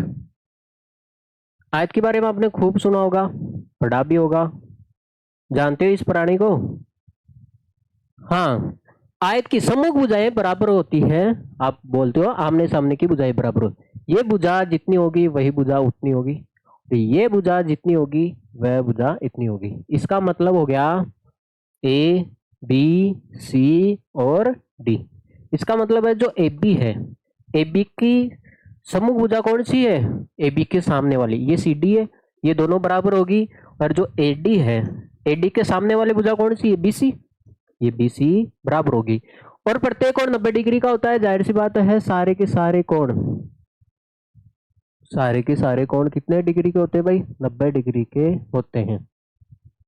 दूसरी बात हमें पता चली, ये तो आपको बचपन से याद सिखाया जाता है दूसरी क्लास से, प्रत्येक कोण 90 डिग्री का होता है। आप ऐसे भी बोल सकते हो सम्मुख भुजाएं समांतर होती है। अब पहले इसको देखो, सम्मुख कोण देखो, ये पॉइंट क्लियर हो गया, ये हो गया, और ये देखो सम्मुख कोण बराबर होते हैं। सम्मुख कोण का मतलब हो गया आमने सामने के कोण। ए के सामने कौन सा है, सी, तो ए किसके बराबर सामने होगा, ए किसके बराबर होगा, सी के। और ये एंगल बी, एंगल बी किसके बराबर हो जाएगा, एंगल डी के। देखो आमने सामने के सम्मुख कोण बराबर होते हैं, सारे कोण तो बराबर होते हैं, जाहिर सी बात है, लेकिन सम्मुख कोण भी बराबर होते हैं। दूसरी बात, अब देखो सम्मुख भुजाएं समांतर होती है, समांतर नहीं होती क्या, बताओ क्या ये भुजा और ये भुजा समांतर नहीं होती क्या। अरे बचपन से याद है, अभी अभी सिखाया मैंने। देखो ये समांतर है, जो ए बी है वो किसके समांतर है, ए बी है वो सी डी के समांतर है। और जो ए डी है वो किसके समांतर, समांतर समांतर समांतर का मतलब हो गया ए बी समांतर है। अरे सम्मुख भुजाएं समांतर होती, ए बी समांतर है सी डी के, और जो ए डी समांतर है वो किसके समांतर है, बी सी के। अरे क्यों समांतर है, देखो ए बी और बी सी डी समांतर है क्योंकि इन दोनों अंतःकोणों का योग कितना आ रहा है, 180 आ रहा है। अब देखो ए बी, ए डी और बी सी भी समांतर क्यों है, क्योंकि आप देखो इन दोनों अंतःकोणों का योग कितना आ रहा है, 180 डिग्री आ रहा है, ठीक है, इसलिए समांतर रेखाएं होती है। अरे समझाया मैंने आपको, दो रेखाएं समांतर कब होती है, जब दो अंतःकोणों का योग, इसका और इसका योग कितना आ जाए, 180 डिग्री। तो ये दोनों रेखाएं क्या होती है, समांतर होती है। तो यही तो हो रहा है, यहाँ पे 180 आ रहा है तो इधर भी 180 आ रहा है, ठीक है। हाँ, तभी तो मैंने आपको समांतर रेखाएं पढ़ाया था सबसे पहले। अब दूसरी बात देखो आप, हाँ विकर्ण बराबर लंबाई के होते हैं। देखो वर्ग में भी विकर्ण बराबर लंबाई के थे और इसमें भी विकर्ण क्या है, बराबर लंबाई के होंगे। इसका मतलब जितना विकर्ण ये होगा उतना ही विकर्ण ये होगा, ठीक है। हाँ, विकर्ण एक दूसरे को समद्वि विभाजित करते हैं। इसका मतलब है एक विकर्ण, मान लेते हैं ये 10 का है तो इसको भी 5 में बांट देगा और इसको भी 5 में बांट देगा, ये भी 5 हो जाएगा और ये भी क्या हो जाएगा, 5 हो जाएगा। तो ये भी 10 का होगा ना, ये भी, क्योंकि विकर्ण बराबर लंबाई के होते हैं। तो ये जो विकर्ण जा रहा है इसको भी 5 में बांट देगा और इधर भी 5 में बांट देगा। तो आप देख सकते हो चारों पार्ट बराबर हो जाएंगे। हाँ, लेकिन वर्ग में और इसमें फर्क क्या है, उसमें विकर्ण एक दूसरे के ऊपर क्या थे, लंबवत थे। एक विकर्ण दूसरे के ऊपर क्या था, ऐसे लंबवत था, लंबवत था ना। लेकिन इसमें लंबवत नहीं होते हैं, होते हैं क्या, 90 डिग्री का बन रहा है क्या, यहाँ पे नहीं बन रहा है ना, तो फिर तो इसलिए इसमें विकर्ण एक दूसरे के ऊपर लंबवत नहीं होते हैं, ठीक है। हाँ, आगे बस में विकर्ण एक दूसरे बराबर लंबाई के होते हैं, विकर्ण एक दूसरे के ऊपर लंबवत होते हैं। आयत का परिमाप का फॉर्मूला ये तो आपने देखा होगा, 2 कोष्टक लंबाई प्लस चौड़ाई। आयत का क्षेत्रफल लंबाई इंटू चौड़ाई, लंबाई और चौड़ाई को गुणा कर दो।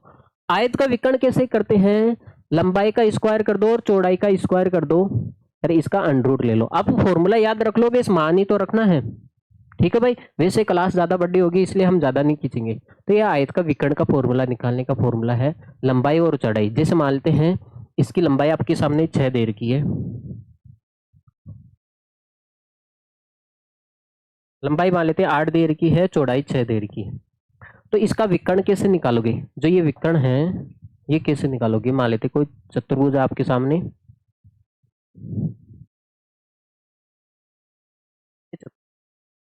लंबाई आपने 8 दे रखी है 8 सेमी, या चौड़ाई कितनी देर की है 6 सेमी, तो इसने पूछा है इसका विकर्ण निकालो, डायगोनल्स। तो जाहिर सी बात है ये भी एक समकोण त्रिभुज ही तो है, कर्ण तो है, ये कर्ण तो है। तो ये विकर्ण कैसे निकालोगे? सीधा सीधा फॉर्मूला है, लंबाई का स्क्वायर कर दो प्लस चौड़ाई का स्क्वायर कर दो, 8 का स्क्वायर 64, और ये कितना हो गया 36, और ये कितना हो गया टोटल 100। 100 किसका स्क्वायर होता है भाई? 10 का। तो इसका विकर्ण कितना आ जाएगा भाई? 10 सेमी आ जाएगा। कितना? 10 सेमी आ जाएगा। आप पाइथागोरस प्रमेय लगा के भी निकाल सकते हो। ये हो गया विकर्ण। हाँ, अब जैसे मान लेते हैं वर्ग को आपने समांतर चतुर्भुज बोला था, सम चतुर्भुज बोला था, वर्ग को समांतर सम चतुर्भुज और आयत बोला था। इसी प्रकार आयत, आयत को क्या बोल सकते हो आप? समांतर चतुर्भुज बोल सकते हो। आयत क्या होता है? एक तरह का समांतर चतुर्भुज ही होता है। ठीक है, ये याद रखोगे। आयत को आप समांतर चतुर्भुज भी बोल सकते हो। ठीक है भाई। हाँ, आगे चलते हैं। आगे आपके सामने सम चतुर्भुज आया। अभी सम का मतलब क्या? समान। चतुर्भुज का मतलब क्या? चारों भुजाएं बराबर हो। क्या ये सम आपने देखा होगा वर्ग है,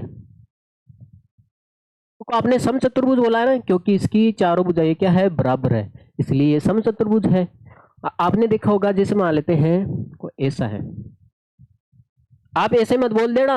देखो ये एक सा चतुर्भुज है जिसकी चारों भुजाएं बराबर है, तो आप सम चतुर्भुज को आप वर्ग मत बोल देना। वर्ग को आप सम चतुर्भुज बोल सकते हो, लेकिन सम चतुर्भुज को वर्ग मत बोल देना, क्योंकि वर्ग का प्रत्येक कोण 90 डिग्री का होता है। देखो यहाँ पे ये सम चतुर्भुज है, क्या इसका प्रत्येक कोण 90 डिग्री का है? क्या नहीं है ना भाई, 90 डिग्री का थोड़ी आ रहा है। तो ये सम चतुर्भुज है।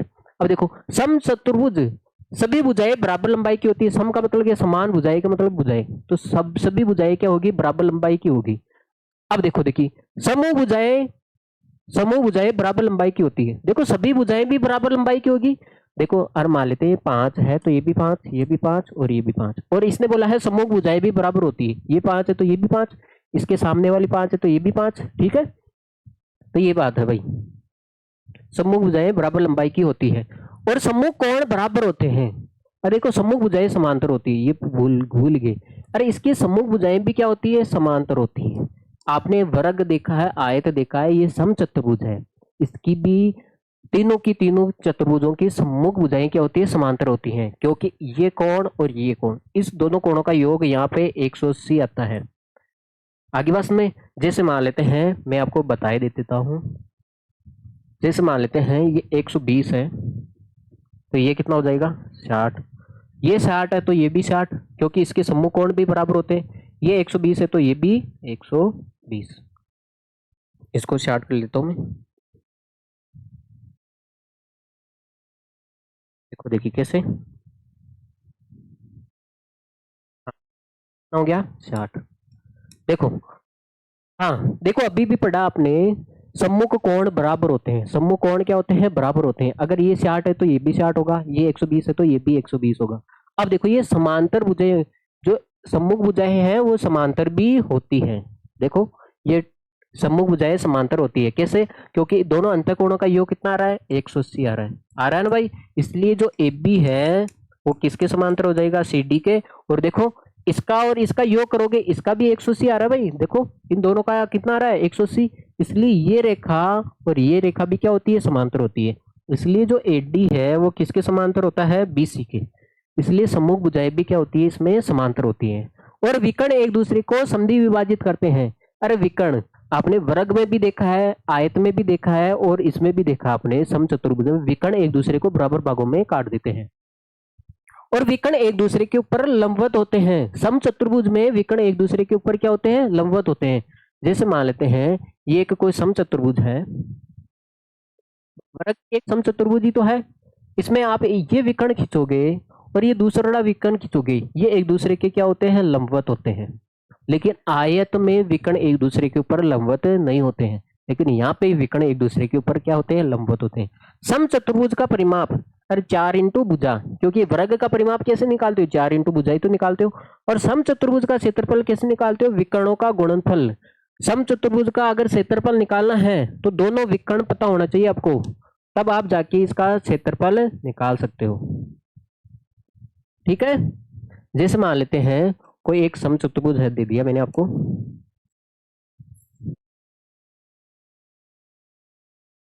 एक विकर्ण मान लेते हैं 8 सेमी है, दूसरा 6 सेमी मान लेते हैं। विकर्ण विकर्ण, ये विकर्ण। तो इसका क्षेत्रफल कैसे निकालोगे? 1/2 विकर्णों का गुणनफल। एक तो 8 है और एक 6, गुणा कर दो। 8 8 6 48, 48 का आधा करोगे तो कितना आ जाएगा भाई? 24 सेंटीमीटर स्क्वायर। ठीक है, ऐसे। समचतुर्भुज एक समांतर चतुर्भुज होता है। देखो देखिए, आयत को आपने समचतुर्भुज बोला था, और समचतुर्भुज क्या हो सकता है? एक समांतर चतुर्भुज होता है। ये समांतर क्या होता है? अब हम आगे बढ़ते हैं, इसको थोड़ा नोट कर लिया जाए। ये समचतुर्भुज के सारे प्रॉपर्टीज है, सारे गुण हैं भाई। ठीक है, अब आया आपके सामने समांतर चतुर्भुज। बेटा समांतर रेखाएं पढ़ी आपने? समांतर रेखाएं पढ़ी, तो ये मान लेते ये दोनों रेखाएं क्या है? समांतर रेखाएं। रेखाएं ये इसके समांतर है और ये इसके समांतर है। समांतर समांतर रेखाओं से मिलकर बना होगा ये, देखो रेखा और ये रेखा आपस में क्या है? समांतर है भाई। ठीक है, क्या हो रहा है भाई? क्या लफड़ा है? सही तो है। ये रेखा इसके समांतर है और ये रेखा क्या है? समांतर है। ए बी सी डी, अरे नाम से स्पष्ट है समांतर रेखा, इसका मतलब समांतर चतुर्भुज। इसका मतलब है समूह भुजाएं क्या होगी? समांतर होगी। ए बी किसके है? सी डी के। समांतर तो आएगा ही आएगा ना, नाम नाम ही समांतर है, तो इसका मतलब हो गया समूह भुजाएं क्या होगी? समांतर होगी। ए बी सी डी के समांतर है, ए डी सी बी के या बी सी के समांतर है। अब देखो समूह भुजाएं बराबर होती है, बराबर भी होती है इसमें। ये भुजा जितनी होगी वही भुजा इतनी होगी, ये भुजा जितनी होगी। आयत आयत की तरह होता है ना ये, अरे होता है ना आयत की तरह। समूह भुजाएं क्या होती है? समांतर होती है। समूह भुजाएं क्या होती है भाई? समांतर होती है। और समूह भुजाएं बराबर भी होती है। अगर मान लेते ये 5 है तो ये भी 5 है, अगर ये 4 है तो ये भी कितनी होगी? 4 होगी। अब देखो सम्मुख भुजाएं समांतर होती है, समझा दिया मैंने। आमने सामने की भुजाएं समांतर भी होती है और बराबर भी होती है। सम्मुख कोण बराबर होते हैं बेटा, इसका सम्मुख कोण, और ये जितना होगा उतना ही ये होगा। आगे बात में, और ये जितना होगा, ये जितने डिग्री का कोण होगा उतना ही ये होगा। आगे बात में, अगर ये 120 है तो ये भी 120 होगा, अगर ये 60 है तो ये भी 60 होगा। सम्मुख कोण क्या होते हैं? बराबर होते हैं। विकर्ण एक दूसरे को समद्वि विभाजित करते हैं। देखो सभी में विकर्ण एक दूसरे को बराबर भागों में बांटते हैं। सभी में, अपने जितने भी चतुर्भुज पढ़ाए मैंने उसमें सभी में ये विकर्ण एक दूसरे को समद्वि विभाजित करते हैं। और समांतर चतुर्भुज का क्षेत्रफल क्या होता है? आधार इंटू ऊंचाई। जैसे मान लेते हैं आपको समांतर चतुर्भुज का क्षेत्रफल निकालना है, मान लेते हैं आपको समांतर चतुर्भुज है, दो बना रहा हूं मैं समांतर चतुर्भुज। एक तो ये समांतर चतुर्भुज हो गया। अरे यार हमारे पास जब हथियार है तो हम ऐसा क्यों करें कंजूसाई। देखो ये हुआ समांतर चतुर्भुज का डायग्राम। एक और बना देता हूं मैं, ये हुआ समांतर चतुर्भुज का डायग्राम। जैसे ये हो गया भाई। मान लेते हैं आपको एक भुजा दे रखी है, ये भुजा दे रखी मान लेते हैं 5 सेमी। कितना? 5 सेमी। आधार देखो इसका आधार कितना आ गया? 5 सेमी। ये होता है आधार, ये हो गया आधार। अब इसका क्षेत्रफल निकालने के लिए हमें ऊंचाई चाहिए। ऊंचाई होती है बेटा बिल्कुल सीधी रेखा। अरे किसी की ऊंचाई निकालनी है तो बिल्कुल सीधा नापोगे, बिल्कुल सीधी रेखा आएगी। ये क्या होगी? इसकी ऊंचाई होगी। ये ऊंचाई तो भाई मान लेते हैं इसकी ऊंचाई दे रखी है आपको 4 सेमी। कितनी? 4 सेमी। तो इसका क्षेत्रफल निकालना है तो आधार 5 गुणा 4 कितना आ जाएगा भाई? 20 सेमी आ जाएगा। ठीक है, अगर मान लेते हैं आपको भुजा ये दे रखी है, भुजा कौन सी दे रखी है भाई? ये मान लेते हैं 5 सेमी दे रखी है ये चीज, तो ये इसका आधार है। ये क्या हो गया? आधार। अब ये भुजा दे रखी है, और हमेशा ऊंचाई क्या होती है? आधार के ऊपर ही तो लंबवत होती है। ये आधार होता है तो ये क्या होती है? ऊंचाई। समझा रखा मैंने। तो ये आधार के ऊपर जो सीधी खड़ी होती है, और मान लेते हैं हमारा फर्श है, जमीन है, जमीन पे खंबा खड़ा है, तो आधार जमीन होगी, खंबा क्या होगा? ऊंचाई होगी ना। तो इसलिए आधार के ऊपर जो आधार दे रखा है उसी से ऊंचाई नापनी होती है। अब देखो बेटा यहाँ पे आधार ये दे रखा था, ये भुजा दे रखी थी, तो इसी के ऊपर ऊंचाई नापोगे। अब बताओ यहाँ पे आधार ये है तो इसकी ऊंचाई कौन सी नापोगे आप लोग, बताओ मुझे, नापोगे भाई इसकी ऊंचाई ये बिल्कुल सीधी ऐसे नापोगे आप, तो ये होगी इसकी ऊंचाई। ठीक है, ये होगी इसकी ऊंचाई। तो आधार के ऊपर क्या है रे, आधार के ऊपर बिल्कुल पर्टिकुलर होती है, वो क्या होती है, ऊंचाई होती है। मान लेते हैं इसकी ऊंचाई कितनी है, 4 है, तो इसका क्षेत्रफल कितना हो जाएगा, आधार ये हो गया, ऊंचाई ये होगी। ठीक है, तो आधार इंटू ऊंचाई, ये होता है समांतर चतुर्भुज का क्षेत्रफल निकालने का फॉर्मूला। आधार चाहिए और आधार के ऊपर आपको परपेंडिकुलर ऊंचाई चाहिए, लंबवत ऊंचाई चाहिए। अब आता है बेटा आखिरी चतुर्भुज, अब फिर आपका पीछा छूट जाएगा। समलम चतुर्भुज, समलम का मतलब हो गया दो भुजाएं समांतर हो तथा अन्य दो भुजाएं क्या हो, असमांतर हो। मतलब ऐसा चतुर्भुज जिसमें दो भुजाएं तो समांतर हो। जैसे मान लेते मैं आपके सामने एक चतुर्भुज बना रहा हूं, जैसे मान लेते मैं आपके सामने एक चतुर्भुज बना रहा हूं, इसकी दो भुजाएं तो समांतर दिखाई दे रही है आपको, ये भुजा और ये भुजा क्या दिखाई दे रही है आपको, समांतर, क्योंकि ये 90 डिग्री का है और ये भी मान लेते हैं 90 डिग्री का है। दोनों कोणों का योग कितना आ रहा है, 180 आ रहा है। क्या ये एक दूसरे को आगे बढ़ोगे तो कभी काटेगी क्या, नहीं काटेगी। अगर आप इसको आगे बढ़ो ऐसे, तो इसको आगे बढ़ो तो ये काटेगी। तो इसका मतलब है कहीं भी आपको दो भुजाएं तो समांतर आ जाए और दो भुजाएं क्या है, असमांतर हो, तो वहां पे अगर दो भुजाएं समांतर मिल जाए, क्या मिल जाए, दो भुजाएं समांतर मिल जाए, तो एक समान समलम्ब चतुर्भुज होता है। ठीक है, अब इसका दूसरा एक और डायग्राम होता है भाई, मैं आपको सामने समझाता हूँ। हमारे पास है देखो मैं आपको समझाता हूँ, ये रहा समलम्ब, देखो ये रहा, आपने देखा होगा ये समलम्ब चतुर्भुज है। ये भुजा और ये भुजा क्या है, आपस में समांतर है, कभी नहीं काटेगी। लेकिन ये दोनों भुजाएं क्या है, असमांतर है, क्योंकि आप इसको आगे बढ़ाओगे, इसको आगे बढ़ाओगे तो काट देगी ना। तो जहां पे दो भुजाएं समांतर होती है और दो भुजाएं असमांतर होती है, ठीक है, तो वो क्या होता है, समलम्ब चतुर्भुज होता है। क्या होता है बेटा, समलम्ब चतुर्भुज होता है। तो समलम्ब चतुर्भुज का क्षेत्रफल निकालने का फॉर्मूला, इसमें ज्यादा गुण तो है नहीं, ठीक है। समलम्ब चतुर्भुज का क्षेत्रफल निकालने का फॉर्मूला होता है बेटा 1/2 समांतर भुजाओं की लंबाई का योग। मान लेते हैं ये भुजा है 8 है, 8 सेमी है, और ये मान लेते हैं 6 सेमी है। कितनी, 6 सेमी है। ठीक है, ये 8 सेमी है और ये 6 सेमी है, तो ये भी, इसको भी 8 मान लेते हैं। समांतर भुजाओं का योग, समांतर भुजाओं का बारे में पता होना चाहिए, इसके अलावा हमें कुछ पता नहीं। ठीक है, तो जैसे मान लेते हैं, थोड़ा छोटा ही कर लेते हैं यार, क्यों पछताएं।